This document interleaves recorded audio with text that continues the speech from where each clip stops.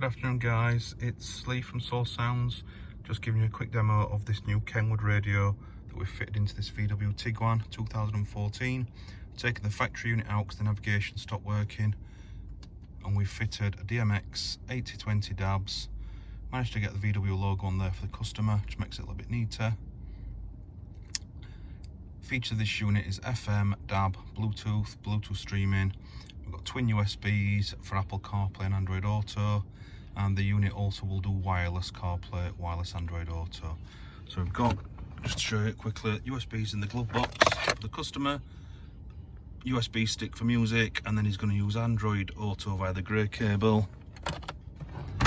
We've also retained the factory parking sensor images and also the heater control. So when you adjust the heaters, it gives you the airflow diagram. So if we just go into CarPlay, so you can see now it's a wireless CarPlay. Also will do Android Auto, gives you your phone, your music, your maps, and go back, and then that's showing you the DAB radio. Thank you for watching.